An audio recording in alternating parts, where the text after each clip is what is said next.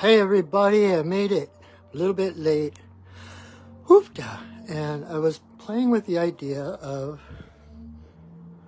got our tree up, but it's a very diminutive tree. So that'd be kind of cool to do readings in front of the tree. But first I gotta get my phone holder up. I'm a little unprepared, so give me a moment. And if you're new here, if you are one of the 6 people to say yes in the messages in the comments, awesome. Okay, I'm not sure if I can do this with and actually see the tree. Maybe if I do that works. All right, 1 second, I forgot. Hold please.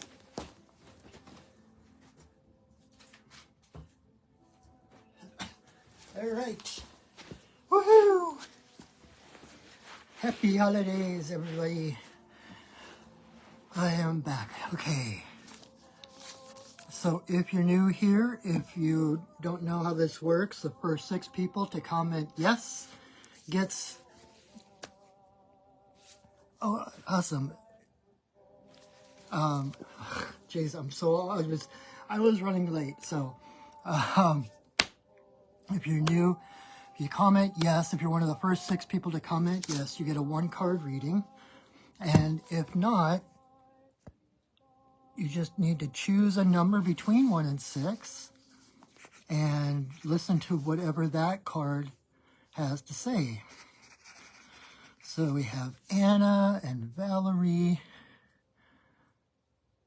Oh, hi, Lori. All right, Elizabeth. Yay, you made it. Elizabeth, Lori, and Sage. All of a sudden it was like 1, 2, 3, 4, 5. Oh God, Scarborough Fair, never mind. I was listing things off and it was like Sage. It was like, I can't think of that. I can't remember the song at the moment, but anyway, that's just my brain. All right, well, welcome everyone. Thank you for joining me. Hi, Lori. I'm glad you could make it. Thank you for staying up. So I want to make sure I got everybody. So I got Anna and Valerie, Elizabeth, Lori, and Sage. Awesome. So we have room for 1 more. If there's anyone else on here that wants a 1-card reading, we have space for you. And if you don't know me, I'm Patrick, your friendly neighborhood shaman, and we are going to do readings using the medicine cards. I just couldn't help doing it in front of the Christmas tree. Actually, there's too much light around here. You can't really see the tree. Give me a second.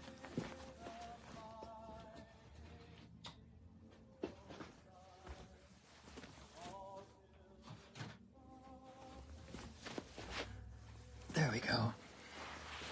Ta-da. All right, welcome. Thank you for your patience with me as I get myself figured out here. As I said, I'm Patrick, your friendly neighborhood shaman, and I'm really glad you could spend some time with me. 1 spot left, and if there's any latecomers. And the only thing I ask, the only price I ask, is that you please share my video. You can share it on your own page. You can tag somebody in the comments. And if by some odd chance you might wish to give more than just that, if you feel like you want to give back, support your friendly neighborhood shaman, I have tagged at the top of the comments my PayPal and my Venmo info, so I greatly appreciative of anything you give me. Thank you. And thank you to all those who do on a regular basis contribute to my well-being and enable me to continue to do this work. It's a beautiful reciprocity that I so appreciate. All right, so getting right into it. Anna, you are the first one up.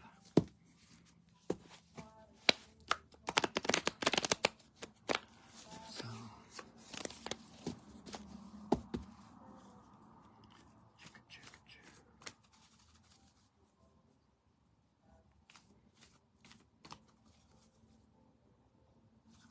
all right, Anna. Huh? Anna, you got the Black Panther, Wakanda Forever.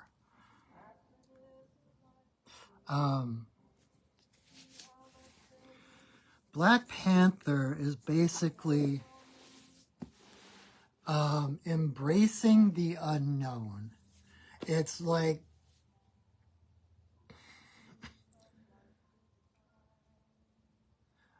rather than seeing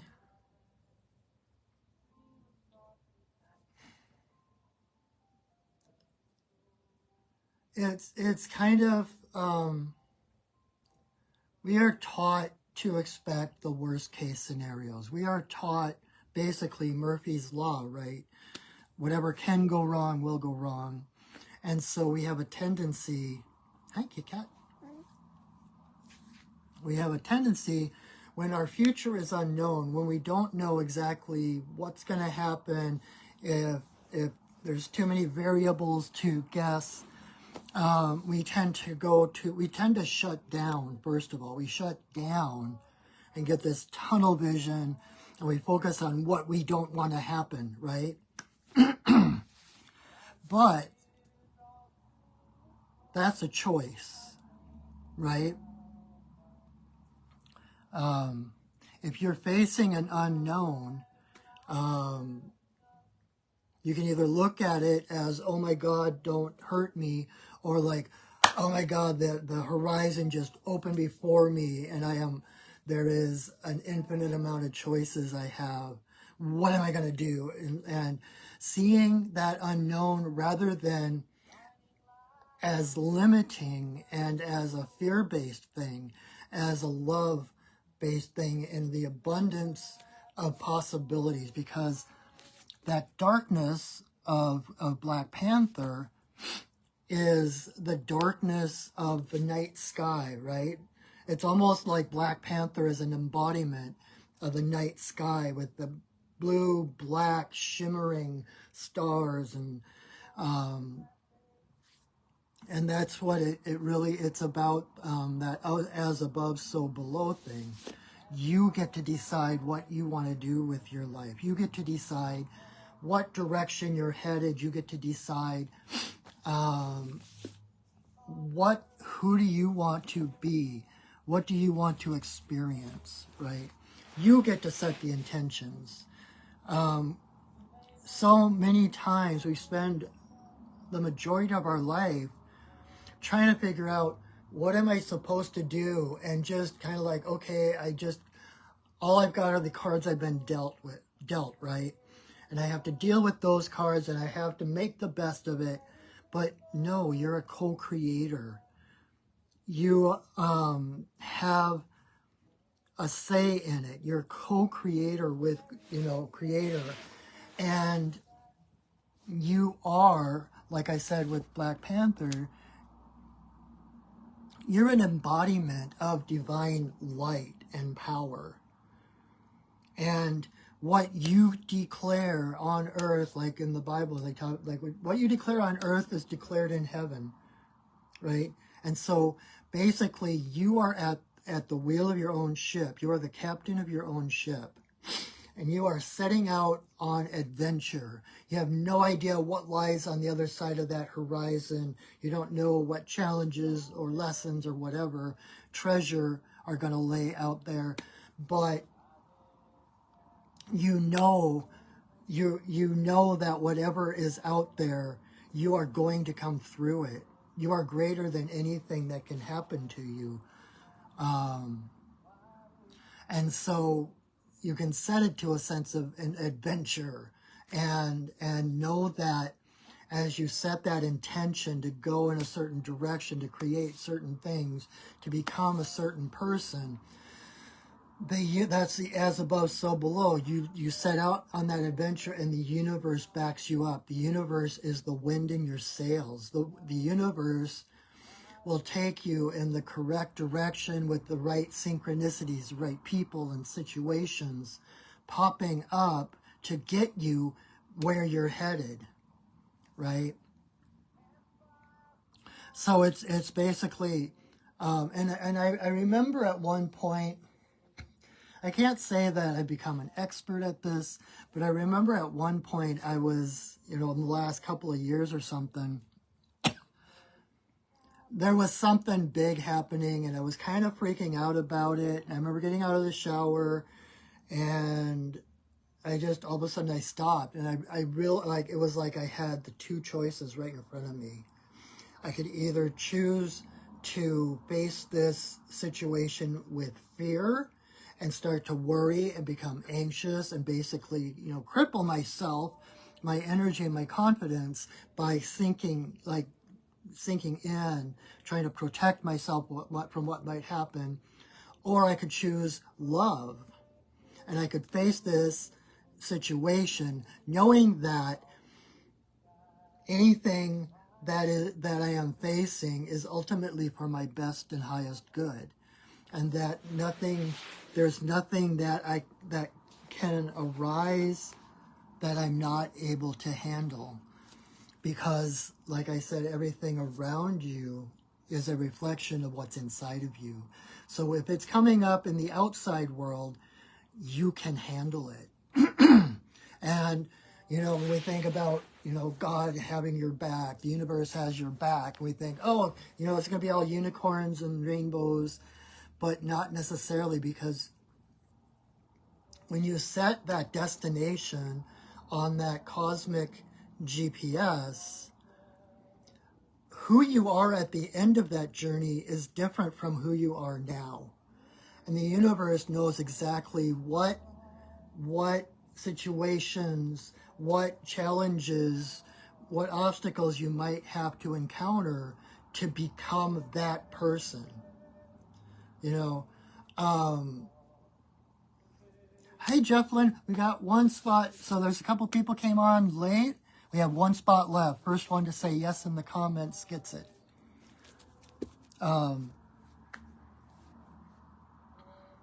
So, just to be transparent, I have dental challenges. I am dentally challenged, and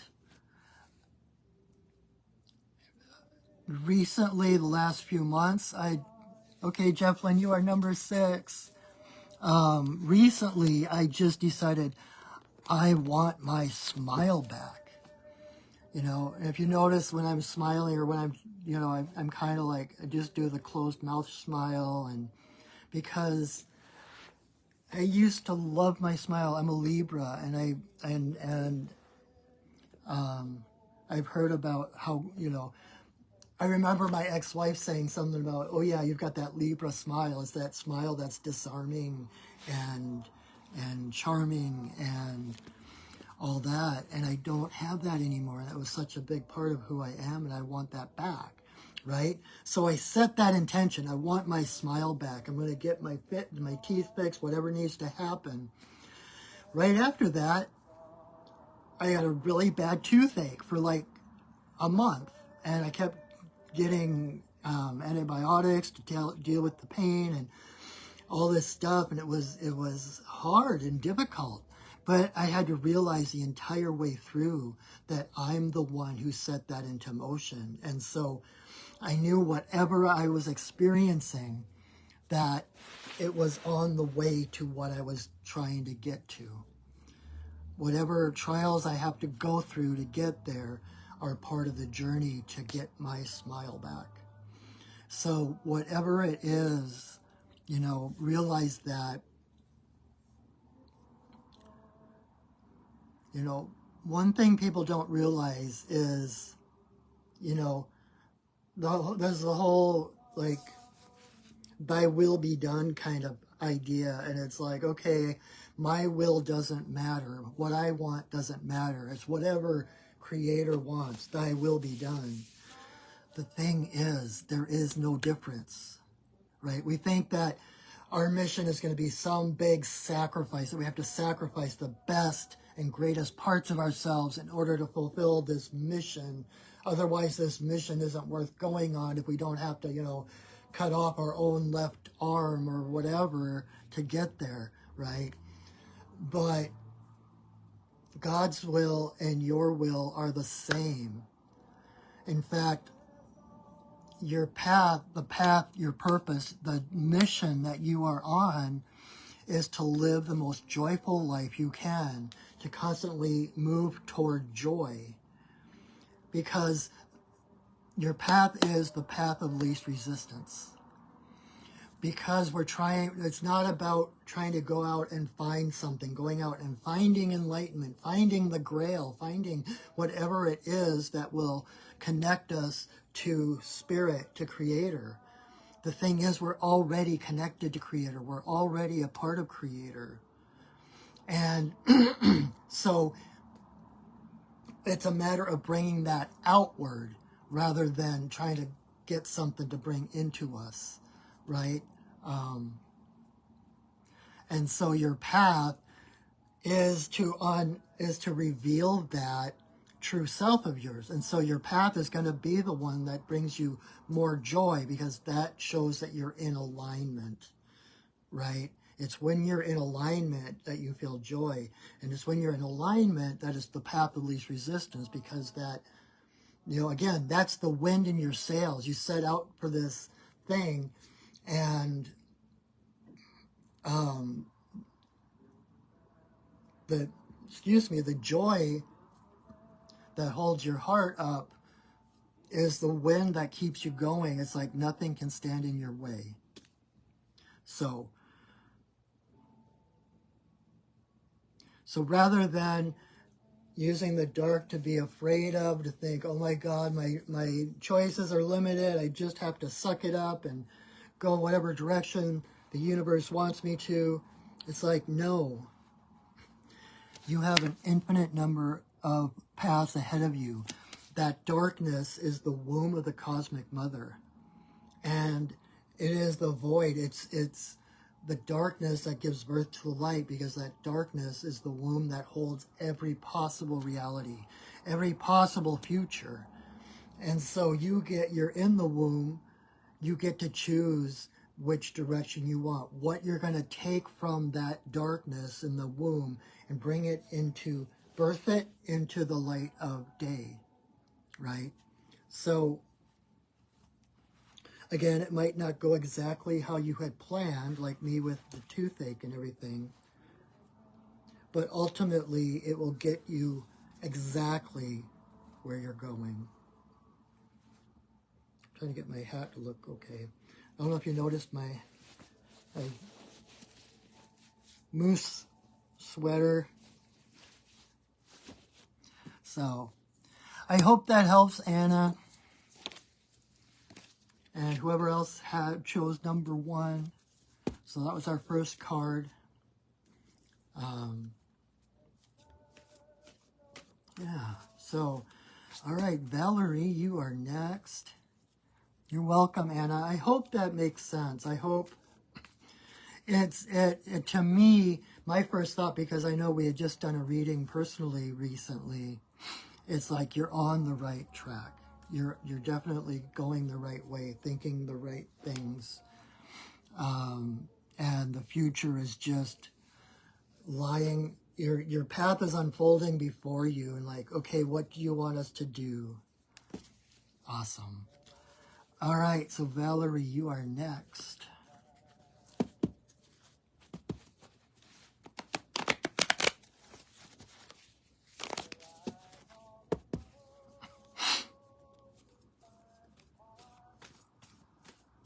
And for those of you that can hear it, I've got John Denver in the background singing Christmas music. For some reason,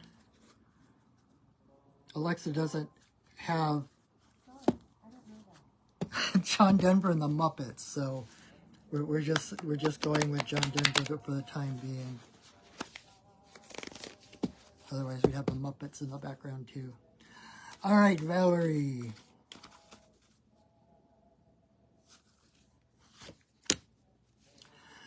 All right, Valerie. Card number 2 for those playing by number. You have Porcupine in reverse. I know things have been really challenging and overwhelming lately. And Porcupine is about innocence. It's about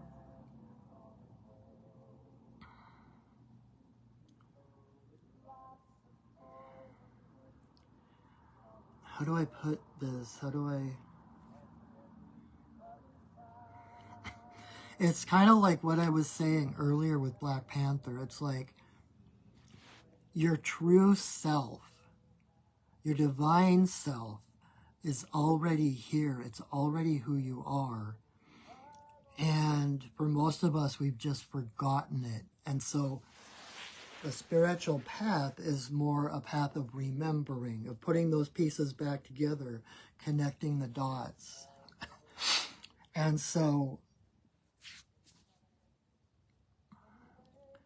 when we have all these challenges and things going on around us and situations and people that gets too much for us, it's easy to buckle under. But if you can, and I know when you took my year-long shamanic class,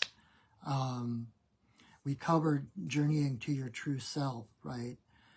And your true self, it's not the same as your higher self. It's, when we talk about the true self in shamanic terms, we're talking about who you are physically, your full potential of who you can be physically, emotionally, spiritually in this body, in this lifetime, right?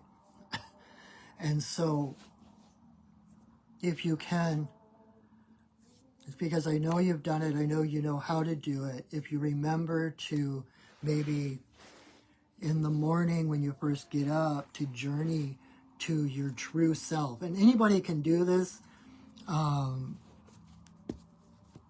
Wake up, invoke your true self. Ask your true self to come forward and to merge with you.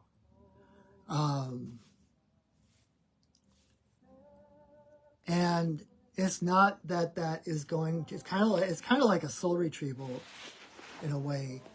And it's not that it's going to solve everything, but you'll be radiating so much light and love. You think about those quills as rays of light. Things are just gonna, it's like that old commercial with the Dawn dishwashing soap where they had the sink full of grease and they dropped a single drop of Dawn in the middle of the sink and all the grease just went. When you can invoke that innocence, that authentic self, remember that that is who you are, not the personality, not the ego that you are portraying in this lifetime, that you are the actor playing that part. Then that just shine your light, you free up your light, that in itself will help to reveal that divine light within you.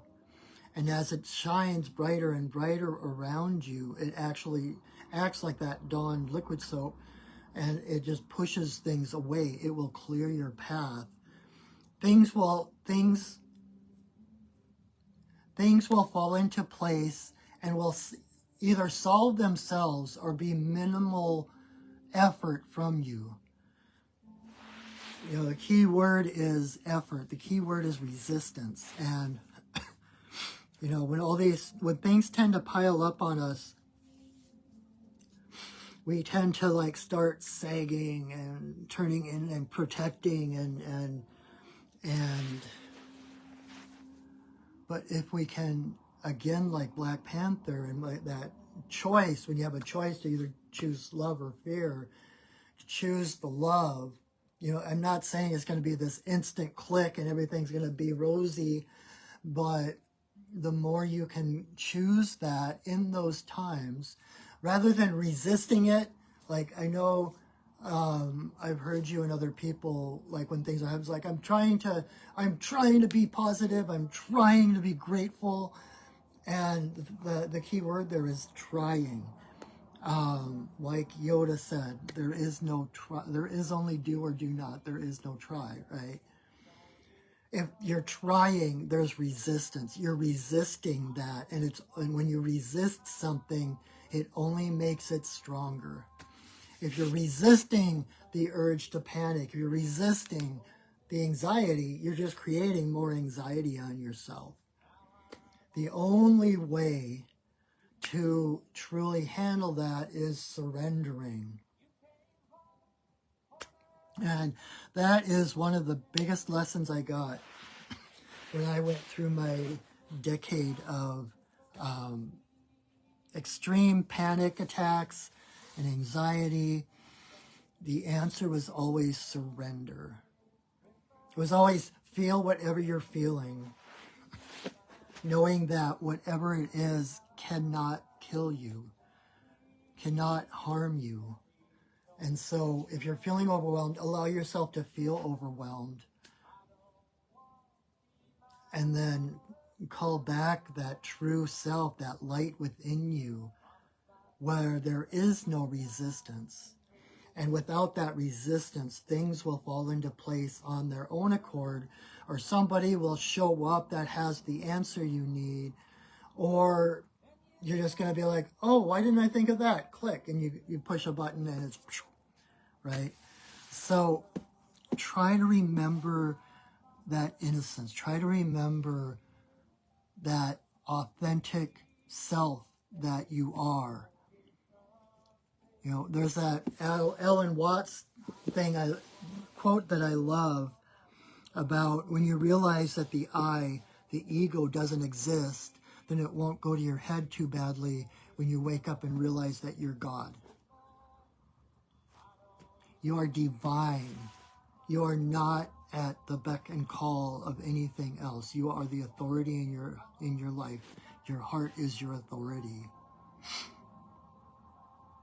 And there is always a way. There are no problems that have, again, like I usually talk about this with Otter, but you know, it's like the New York Times crossword puzzle. They don't start with the answers and then try to fit the questions and the hints around, or I said that wrong. They don't start with the questions and try to figure out the answers, right? They start with the answers and they build the questions and the hints and the clues around the answers. We live in a universe that is one, it's non-dual, it's whole. So if there's a seeming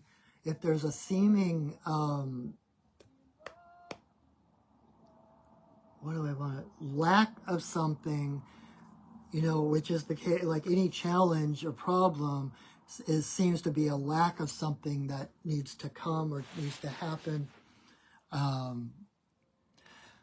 In a whole system, just like that New York crossword, you can't have a problem without there already being a solution. The problem itself, just like that desire in yourself to be whole, to be strong, or whatever it is proof that that exists, no matter how weak or anxious you're feeling. And so if there's a challenge in your life, there is automatically a solution. It can't be any other way. And like I said earlier with Black Panther, even the worst challenges have a gift in them.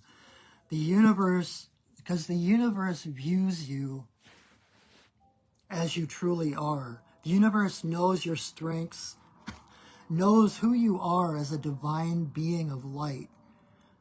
And they also know where you are on that spectrum of remembering. And so whatever comes into your life is custom made for you to overcome in order to grow beyond it, to remember your greater strength, your greater confidence, or whatever it is. But whatever it is you're dealing with, you've got it. It cannot get the best of you. It's an impossibility. And there are very few impossibilities in the universe, and that is one of them. Because ultimately, who you are cannot be destroyed or damaged. And when we can talk about it that way, the more you remember your original innocence, the more the universe clears itself out of your way. Anything that you might have found challenging, anything that might be a conflict, just goes around you rather than through you. And so rather than putting off that sense of alignment, that sense of centeredness before I got to get this stuff done first, then I'll sit and meditate. It's like, no, meditate first and then allow everything else to fall into place. One tool that I learned when I was having those panic attacks and stuff is I realized that on some level, my fears, I had the image of paper tigers. If you've ever heard that phrase, it's like your fears are just paper tigers. They look fierce. They look like they're going to eat you, but they're really only made of paper. They don't have any substance to them. And the more we resist them, the stronger they get and the more harm they might do you. But when you realize that your fears are just paper, then you can blow right through them.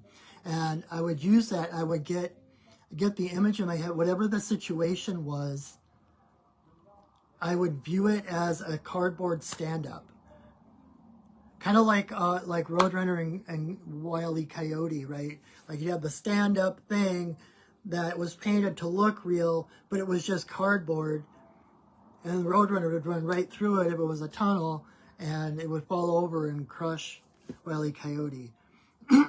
Right? It's like your fears are not real.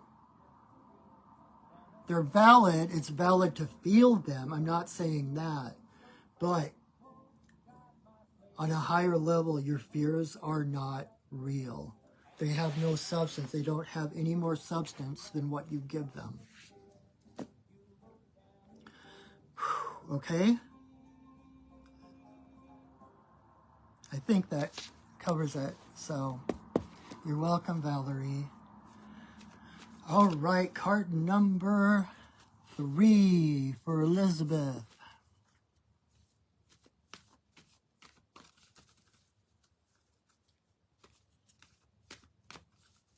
Alexa, continue.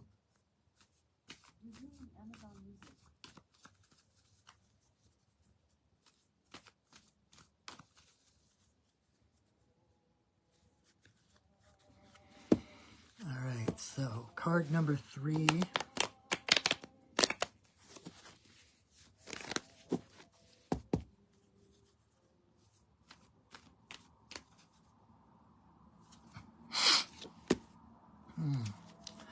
Elizabeth, you got raccoon. So card number 3 for Elizabeth is raccoon. And raccoon, the most obvious thing about raccoon, of course, is the mask, right?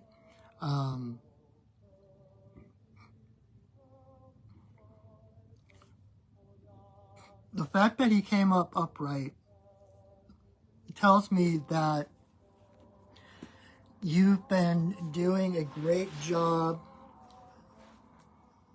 of uncovering those layers I was talking about earlier to reveal your true self, and like each of those layers has its own mask. We tend to play victim, or we tend to play, you know, the hero, or we tend to play, where we keep playing parts, and we put on these different masks depending on who we're dealing with, what the situation is. And, you know, we're taught from a young age, it's like, okay, we're going to grandma's, we got to put our grandma mask on. All right, we're going to the beach, you can put on your beach mask. Okay, we're going to church, you got to put on your church mask and be who you're supposed to be. And this is really funny. What came into my head all of a sudden, I think you'll appreciate this, Elizabeth.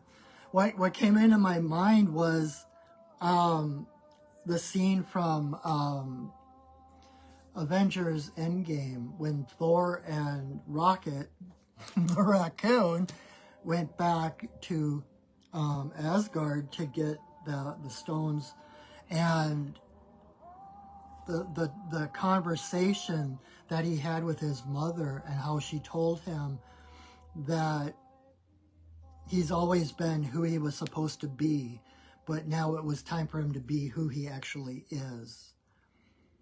And it feels like that same kind of feeling, like everything you've been going through has brought you to a place where you're becoming who you actually are already. You only have the one mask. You wear the mask rather than the mask wearing you. And so instead of trying to figure out what role you play in any of, you know, a dozen situations or scenarios, it's like you show up for each one. And if you have to wear a different mask, you put on a different mask, but it's more of an interface. Good, you're totally nodding your head in agreement. I just got chills too. So it's like as difficult as things may have been in the past, there's been the purpose in it of tearing down those other masks. You know, the other masks, it takes so much effort and so much energy to wear those masks, to put on like a glamour of something that we're not, to project certain things, to become someone that we're supposed to be according to everyone else. And it gets so heavy, especially when you're going through some trials and tribulations, and it just gets so heavy that you're finally, even if it's just out of exasperation, it's just like, I can't do this anymore. I have no more strength. I have no more strength to pretend to be something except for who I truly am, right? It's like the pretense is gone. There's no energy left for that pretense. And so you have to just be who you are, and kind of like, here I am, world, scars and all, this is who I am, and you're not going to get anything different from me, right?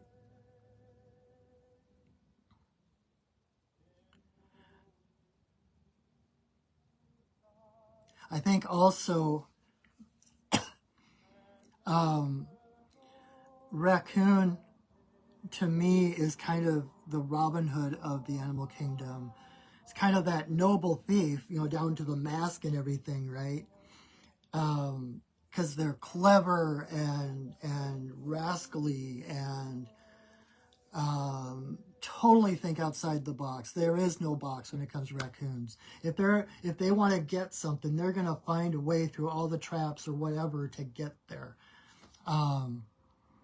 And what they do is, when they go out scavenging for food, they bring the food back to the family first, so that the elderly and the young can eat first before they fill themselves. And so it's kind of this service-oriented thing.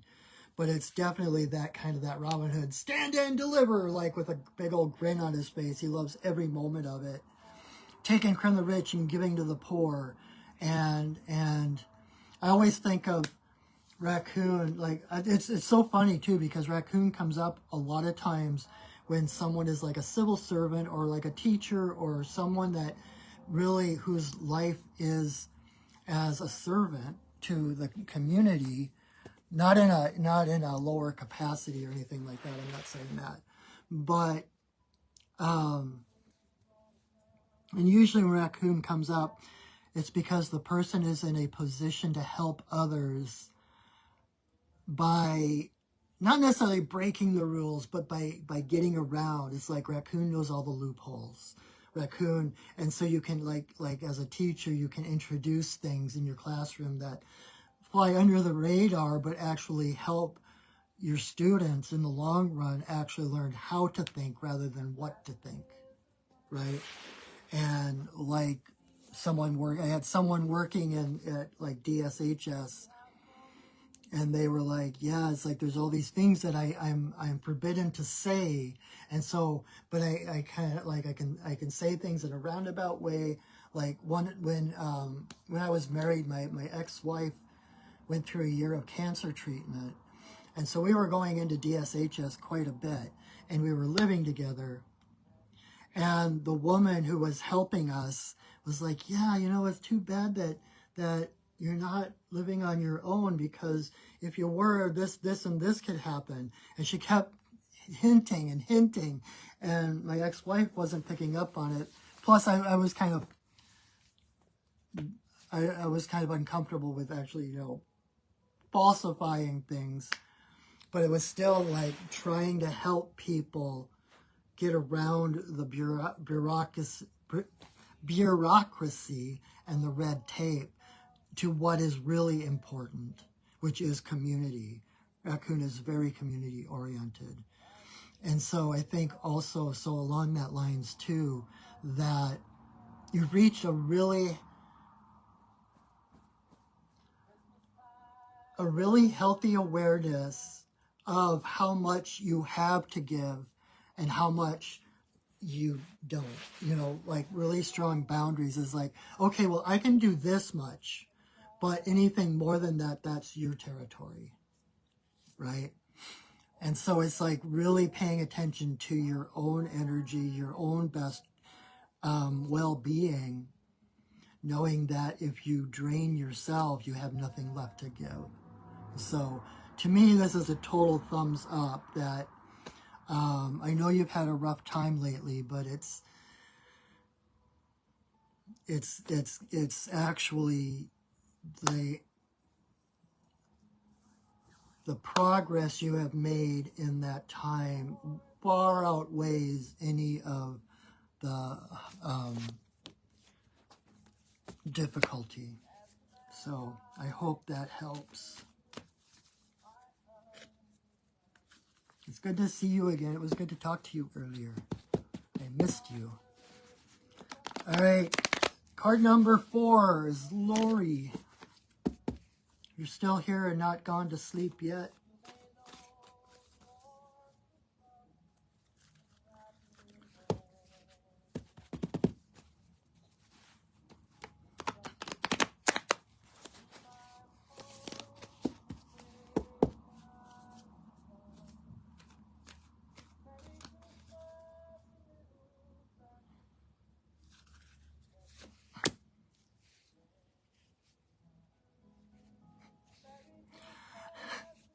All right, Lori, card number 4 for those who are following by number. You got Buffalo.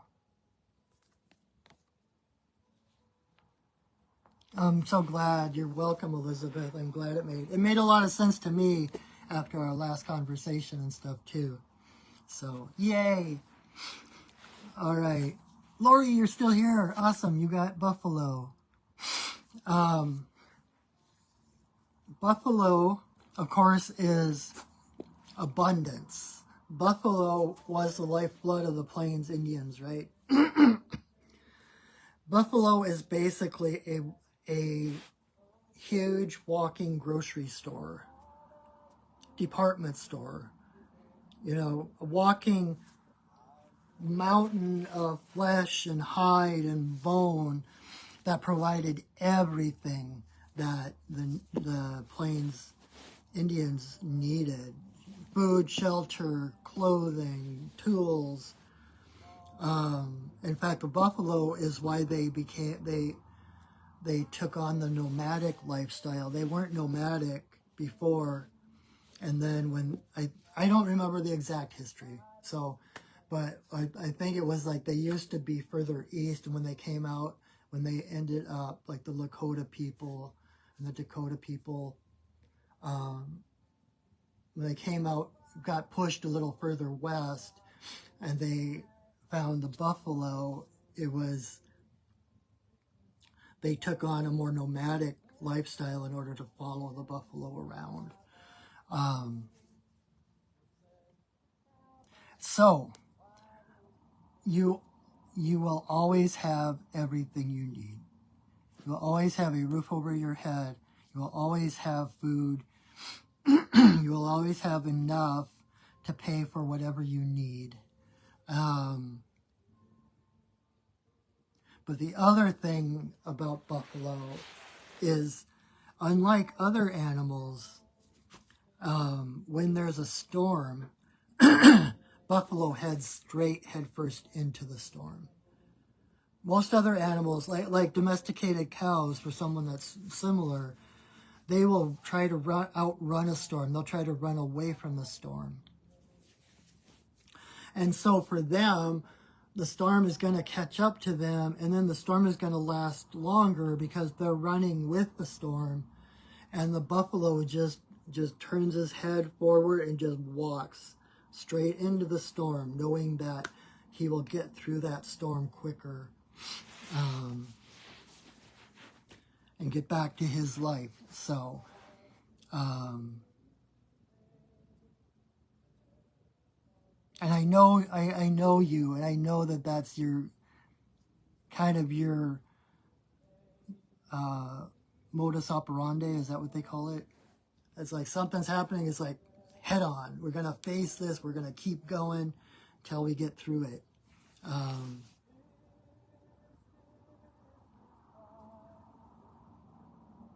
The other thing that is coming up right now is just the presence. Oh, you're taking your ex to court tomorrow? I would say that this bodes well.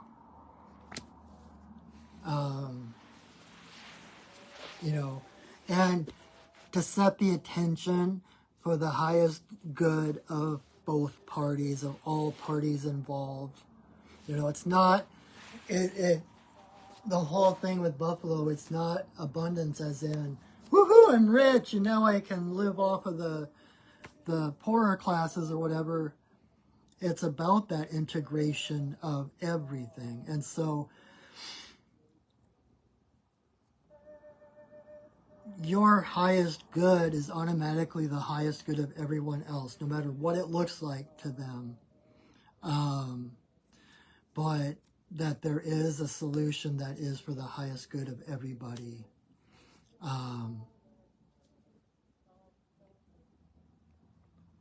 The other thing I wanted to say about buffalo that's coming up is about presence, right? When there's a buffalo standing there, there's no doubt in your mind who is there. It's like their presence. It's like I said, a walking mountain of flesh and bone. And so it's just this presence that doesn't need to prove itself. It's self-evident. And so I think it's kind of this, it's alluding, I think, to a sense of being comfortable in your own skin that maybe you haven't had before. Like before, it might have been having to always kind of validate things and prove things and spend the extra effort to make sure that everyone knew what was going on or whatever. And coming to a place where this is it. I have nothing to prove. I don't need to prove it to anyone. I don't need to justify myself to anyone, which is kind of funny when we're talking about going to court. But it's kind of like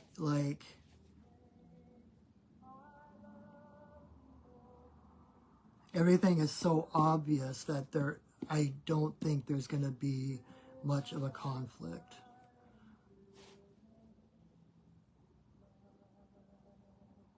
So, but again, I am not a fortune teller, okay? I don't like to say, this is what's going to happen, or that's going to happen.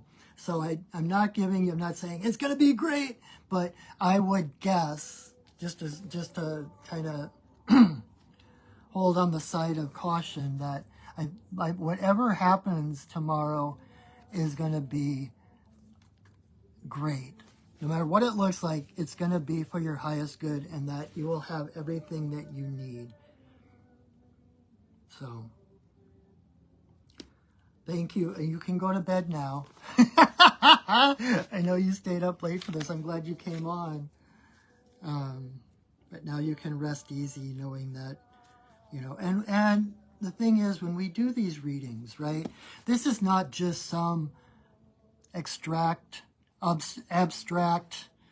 archetype concept or anything.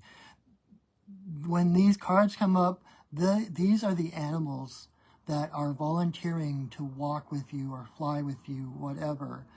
And so in such a case where you're going to court, tomorrow call on Buffalo to walk with you, to clear the path, to make everything self-evident, to bring the highest possible abundance to all parties. This is about relationship. It's not about random mental archetypal type things. You're so welcome, Lori. All right, card number 5 is Sage.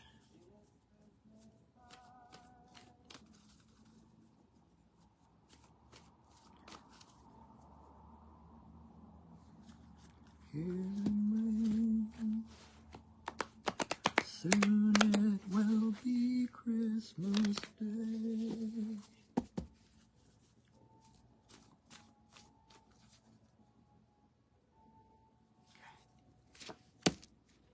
Huh. Sage, I'm pretty sure this has come up for you. So card number 5 for Sage is Whale.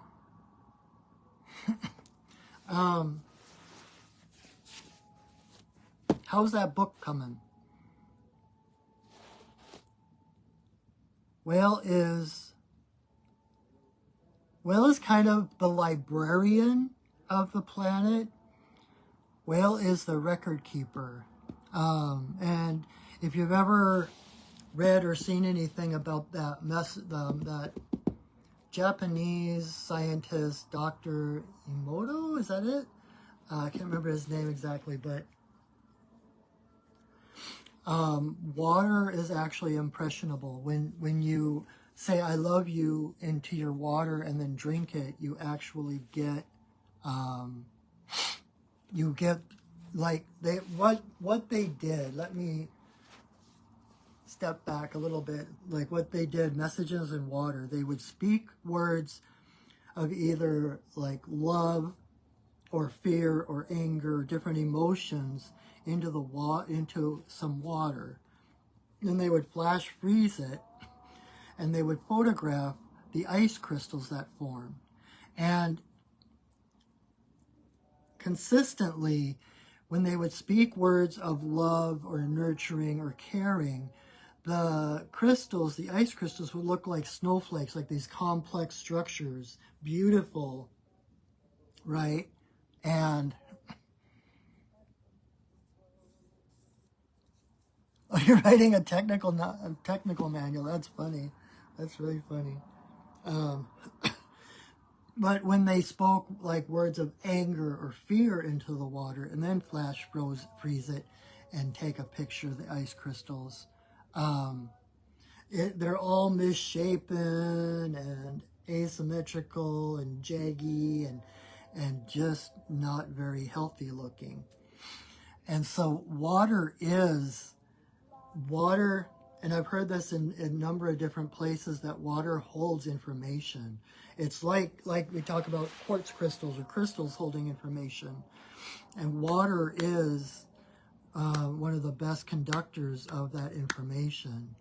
And it's kind of like Whale is the librarian who is in charge of that information, of keeping those records, that the whole history of the earth is held in the waters of the oceans. And Whale actually sings the history of the world in her song. And so when Whale comes up, it's about recording, it's finding your voice, finding your song, finding, telling your story. Your story is ready to be heard. Or it's about,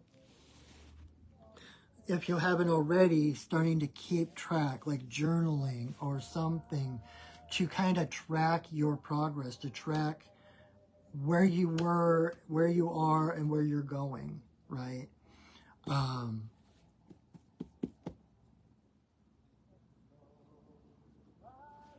And I keep hearing book, and I don't think it's the technical one you're talking about.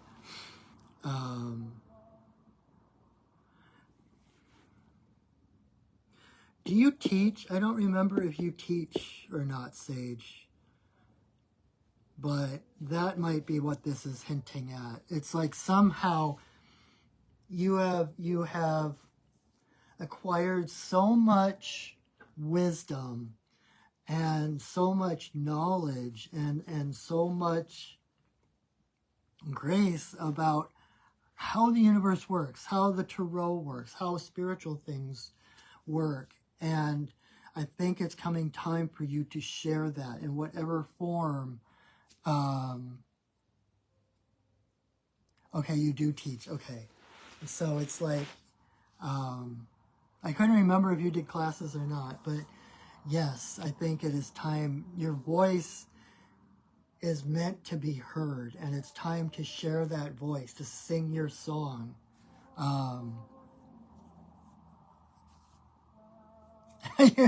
You're teaching a technical class at the end of the week. Awesome. It's like, that's just practice. Because there's something bigger coming. Something that taps into the depths of your ocean. Brings things from the bottom to the top. Yes, I think it is time to think about starting the tarot classes again, or even just general spiritual classes. But in a way, like I know you're doing the YouTube videos and stuff too. That's teaching. That's getting your voice out. And so it's like you're. This isn't like it didn't come up reverse. It's like you're in the process of doing it. And so it's like everything right now is stepping you closer and closer to, again, be comfortable in your own skill and in your own skin, to be able to express yourself with well, I was going to say comfort. And sometimes, I've been teaching for so many years, and I still get in front of a class, and you're vlogging. Yes. I still get in front of a class, and I'm like, what the hell am I doing up here? Why am I up here and everyone else is over there? That doesn't necessarily go away, but it's like when you're passionate about something like tarot, it has to spill out and go somewhere. Otherwise, we're cheating the people coming behind us out of lessons and stuff like that. And we're also plugging up our own sources, because then all of that is filling up and it's getting blah, blah, blah, blah, right? It doesn't have anywhere to go, so it's going to explode inside of us. And so, again, like thinking of it as that reciprocity, that beautiful, like I always think of the infinity symbol between you and other people, right? It's like you give some out, goes to them, they learn, and then you learn from what they learn, and then you give back, and it's this beautiful, healthy exchange that benefits everybody. So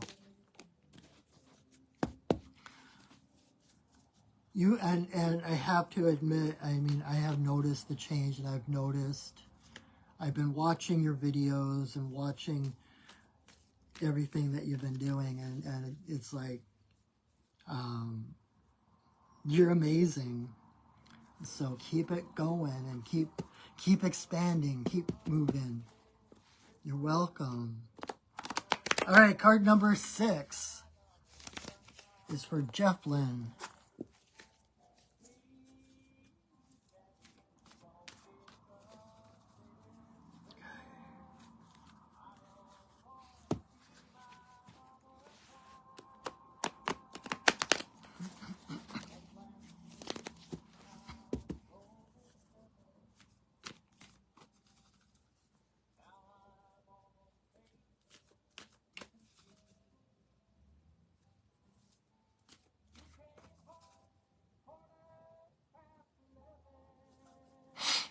Okay. Jeff Lynn, you got the antelope, number 6. Hi, Devlin. Good to see you. So Jeff Lynn, that's funny, Devlin and Jeff Lynn. Jeff Lynn, antelope is about sacrifice. And it's kind of along the lines of what I was talking about with raccoon. Well, actually, it's kind of been the theme of the night, you know, like talking about how God's will is not different from your will, that it's the same thing, right? And so what the sacrifice that antelope refers to is sacrificing anything that gets in the way of our highest good, our highest path. You know, we all have different things that are we kind of keep them around because they're distractions, and they're harmless to one extent. You know, it's not like necessarily like addictions or anything like that, although that is part of it. That can be part of it too for someone who is an addict or whatever. That's kind of like that distraction to keep them from feeling everything that's going on. But that's not what we're talking about here right now. We're talking more about the little things like spending a lot of time watching TV or playing games or whatever else you might be doing that basically you're not present, right? But this did come up upright, so it's kind of like you're doing it. It's like letting go of all those things that keep you from walking your best and highest path. Realizing that, you know, whatever it is, whether it's food or games or just scrolling through social media, like it starts to feel like it doesn't satisfy you, and it's like you're coming to a place, you're getting closer and closer to your true self, like I was talking about earlier. And the closer you get, every step closer you get to that, those things that used to satisfy us, that used to be fun or take our mind off of things, are now just getting in the way. And so we have to let go of them. That's the sacrifice. It's not, you know, taking off your left arm so that someone can eat or survive or whatever. It's more about letting go of all those things, sacrificing those things that keep you from being who you are. One of the definitions of sacrifice is actually to make sacred. And so we make things sacred by acknowledging, you know, that they did serve us in the past. Thank you, and you release them so that you can realign with your true path, right? And it can be the things that, not just the little distractions either, it can be the things that, you know, most of us grew up in a very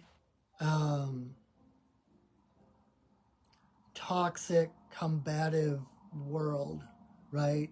And so we had to figure out protections and shields and walls in order to survive. We had to go into survival mode in order to make it through that world. But when we get to a certain point,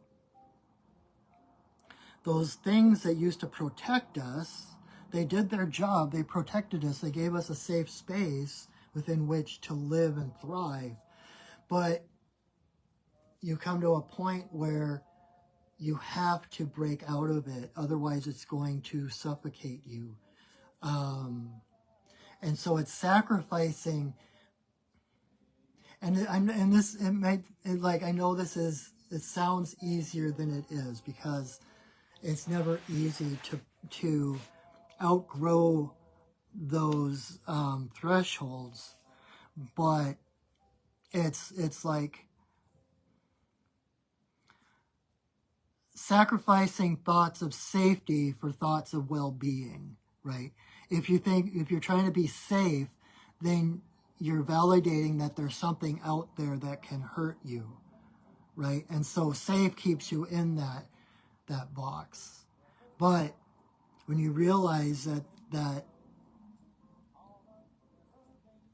the universe is based on well-being, and that there is only one source, and that is a source of well-being, a source that wants the best for you, that supports you in every way, then you can let go of having to be safe from something, and you can embrace well-being and trust the path that unfolds before you. Does that make sense?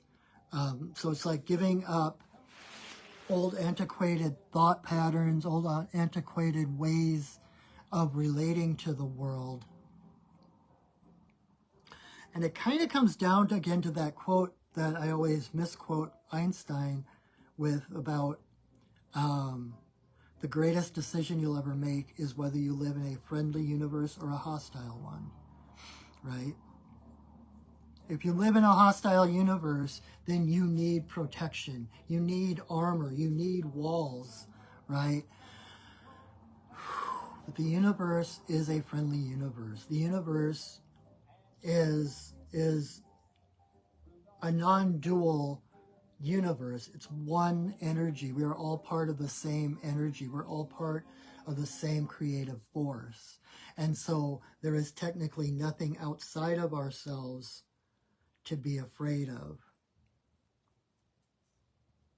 And so if instead of safety, we set our intention for harmony, to be in harmony with all things, to allow things to unfold in perfect harmony in my life, rather than to keep me safe from all the people and things that want to hurt me or mess me up, right? Alexa, continue. Amazon Music.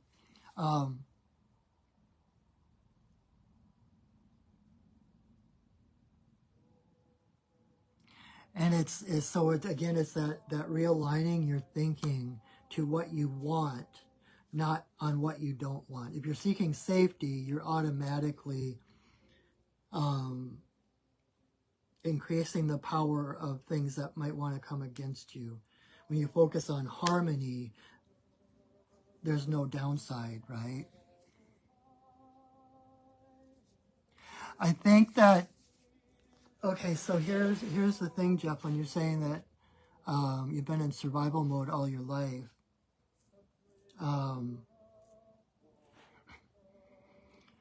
When you look back on your life and you look at how many things you've come through, how many close calls, how many deaths and interruptions to what you thought life was going to be, and you're still here. You have survived all of that. And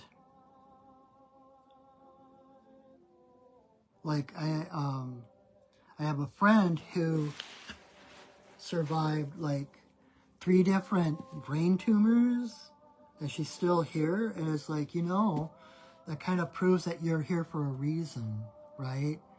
Because there were so many times when you could have been taken out, when you could have choice moments when you could have chosen to leave, but you're still here. And so it's gaining and I'm trying to put this in a way of, I never want to victimize someone who's having a rough time, but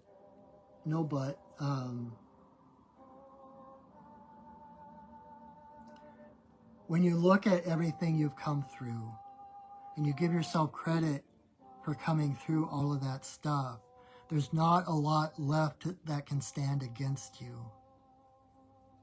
And there's a story that goes with Antelope that I'm going to tell you.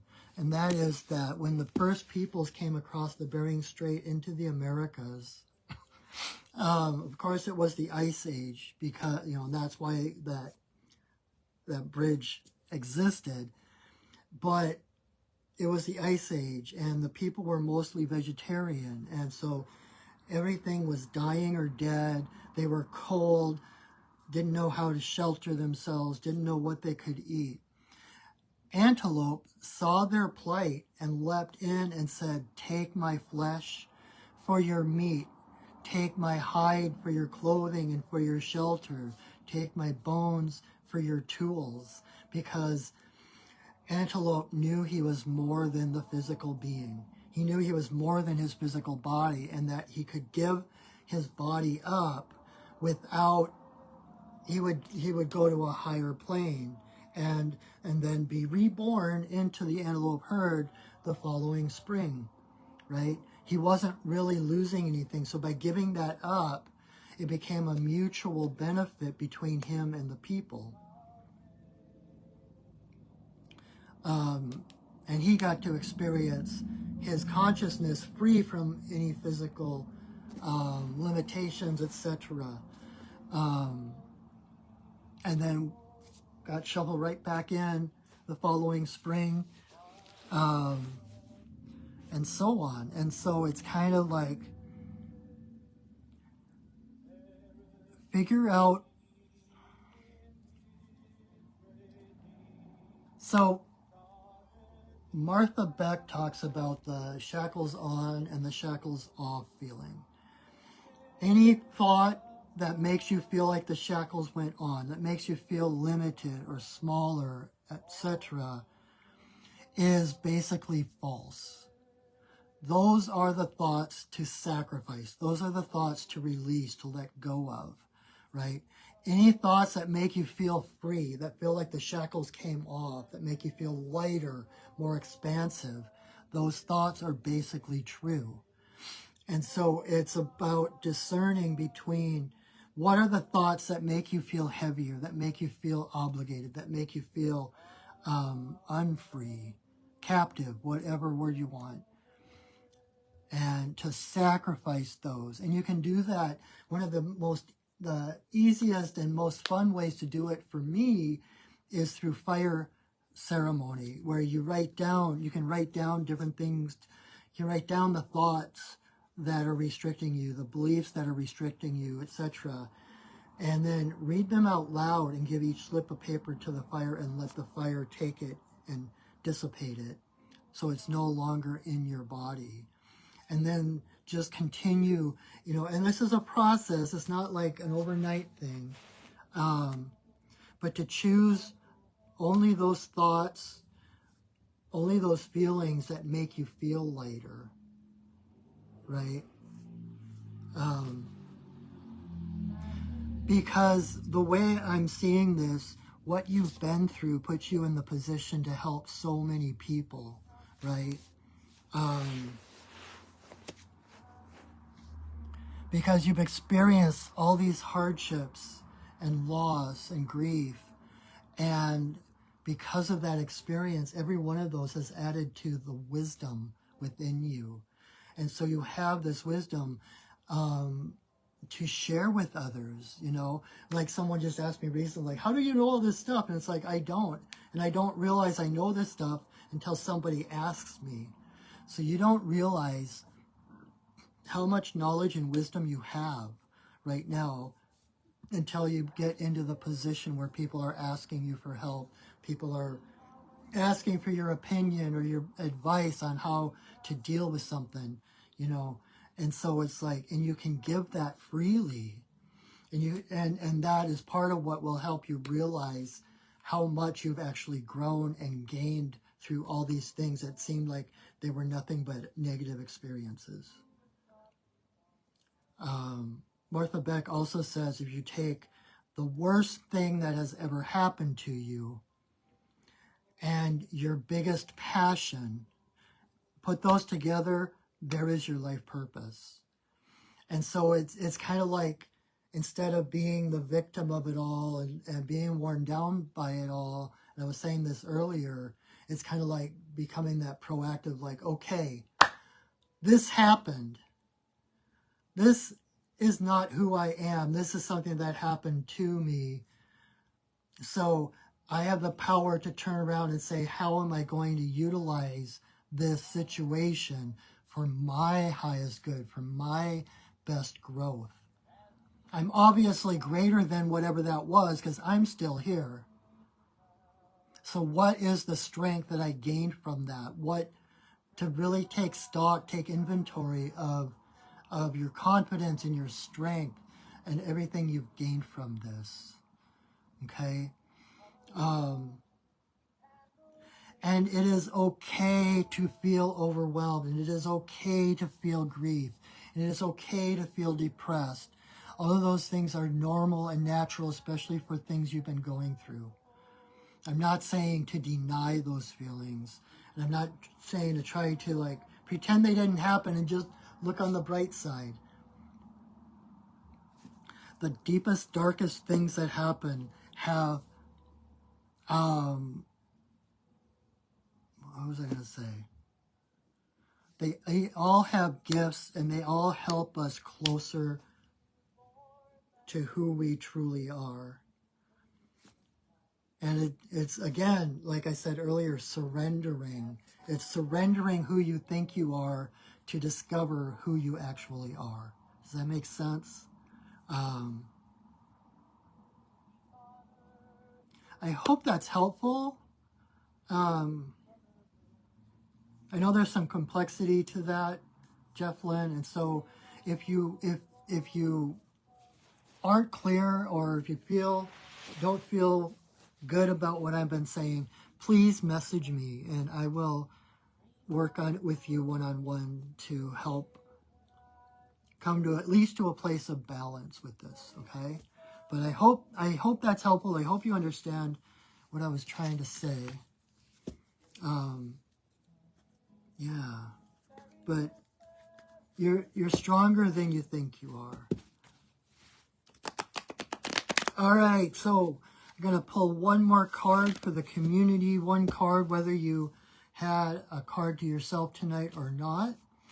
This is one for everybody.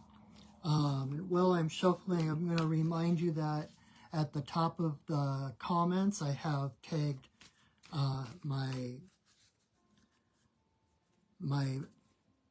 PayPal and Venmo information if you would care to support me in my work. Obviously, this is free. There's no obligation other than to please share my video, spread the love.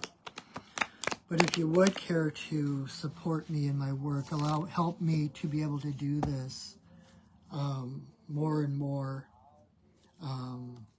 you can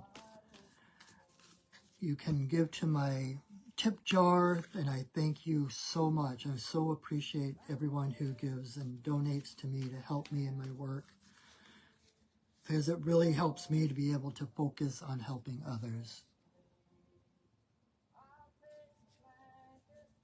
Okay, that's fine. That's fine, Jeplin. You're going to message me to having trouble wrapping your head around. I had a feeling. That's why I said so. It's like, and we can message and I can kind of try to, it'll be easier in a two-way conversation rather than just me talking at you. So, what else?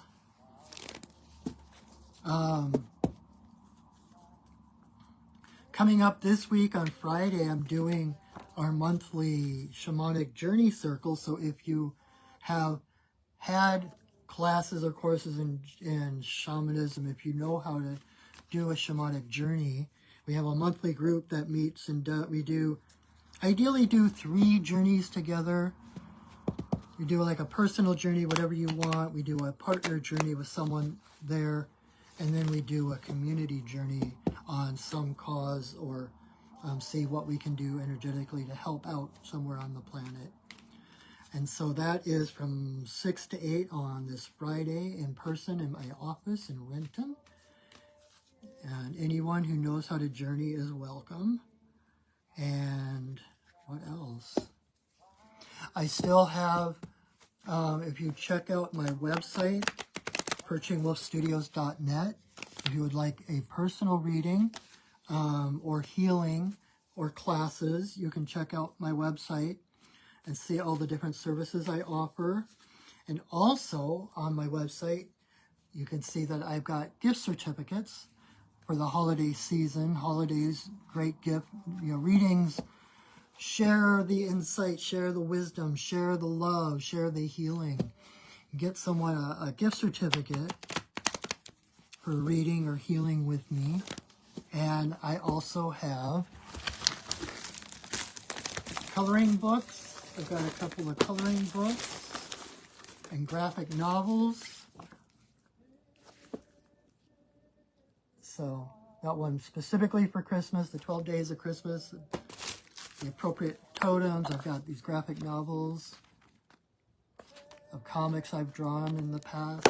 So some holiday ideas for you. Again, that reciprocity, it helps. It's like a mutual benefit. It helps me, it helps you.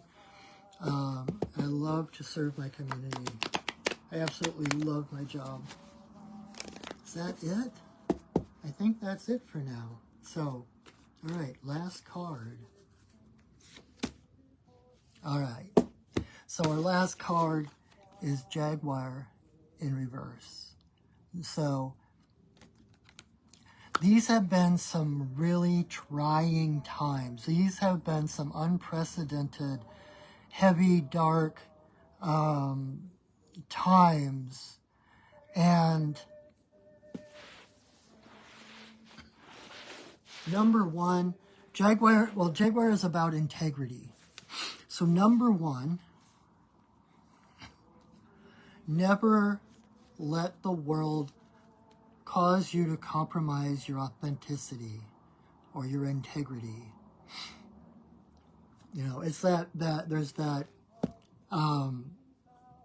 Mother Teresa quote about how, people, if you're kind, people will think you've got an ulterior motive, be kind anyway. If you're happy, people will think that you're out to get something, be happy anyway, something like that, a whole list of those. And it's at the end, it goes, because it never was about you and them, it was about you and God. That is the only thing that matters. And your integrity, just like the past years with the former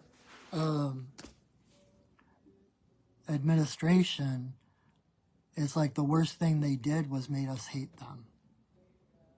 Never allow someone to cause you to give in to hate, to give in to fear, to sacrifice. That's a toxic, unhealthy sacrifice, to give up your sense of well-being, your sense of love and connection. Always know that you are whole, that you are in the right place at the right time, that you live in a friendly universe who supports you and helps you get to your highest possible expression. Okay. The other part of integrity, number 2, is integrity is about wholeness, right? It's like a ship whose hull is compromised, the integrity of the hull is compromised, there's leaks and there's holes, right? So make sure you're taking time for energetic hygiene. Smudge yourself as many times as it takes. You know, start out your day in silence, calling forth your highest self, all your guides and guardians. Again, not to protect you from all that stuff out there, but to raise your vibration to the place where none of that matters. It'll go right through you or around you. It can't touch you. If you have holes in your energy, that's when things get in that don't belong there. And so make sure you're seeing to your own wellness, okay? And wellness works from the inside out. It's not about creating walls and armor around you to protect you from that. It's like, please protect me, protect me. Like Abraham Hicks says, your highest guidance will never be to protect you from something else. It will always be in the direction of your highest expression. You're always moving towards something, not away from something else. So, in whatever ways you can, nurture that inner self, that inner wholeness. You know, like porcupine that showed up earlier. Picture yourself as a porcupine with those quills and just see those quills as rays of light, making yourself like a star. And when you have all that light radiating outward, there's nothing that can come in. Then you're safe. Your innocence, your power of who you are is your only safety. It's surrendering to the high vibration that is natural to you, rather than trying to put things on to get you there. Does that make sense? So know that you are perfect just the way you are. You have never done anything wrong. There is nothing you can do that can erase the glory of who you are. Okay?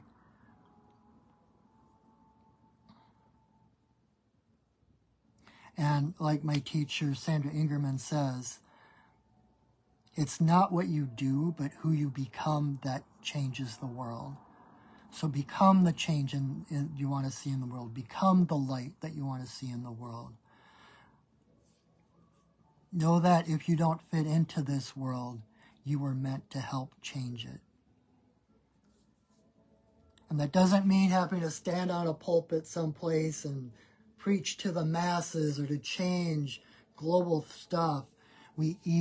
As each of us awaken, as each of us get more and more in touch with that spark within us, and we affect the people around us, the more people doing that, the bigger the awakening of the earth, of the human race, right? And we're more closely related than we think. You know, I keep thinking of the six degrees of Kevin Bacon. Everyone is within 6 people of knowing Kevin Bacon. I'm actually only 4 away from him, but that's another story. So, but we are we are closer than we think we are. We are more connected than we think we are. So the more good vibes you put out there, the more good vibes are out there for people to receive. All right? So, and that's what I mean when I end this, when I say go shining. It's like go shining. That's your only responsibility, is to shine. All right? Whew. All right, well, I need to go get some eggnog or hot chocolate or something. I've been talking for an hour and a half now. Holy crap. But I'm so grateful that you spent this time with me. This is always a highlight of my week, and I appreciate all of you and your energy that goes into this, that helps other people who didn't ask questions or didn't have cards to get their answers as well. So thank you so much. Oh, when we are done here, I am going to share this to my Facebook page, and I'm also going to upload it to my YouTube channel. So you check out my Perching Wolf Studios YouTube channel, subscribe to keep up to date, and like my videos if you can. That helps to put them up in the algorithms, I guess. I don't know how that works, but Anyway, thank you so much for spending this hour and a half with me. And, oh, thank you guys. I appreciate that. So I hope you have a wonderful week. I hope you come back next week and invite your friends, share this video. You can tag people in the comments. But until I see you again, know that I love you, that I see you, that I honor you. Have a wonderful, wonderful week, everyone, and go shining. I mean it. All right.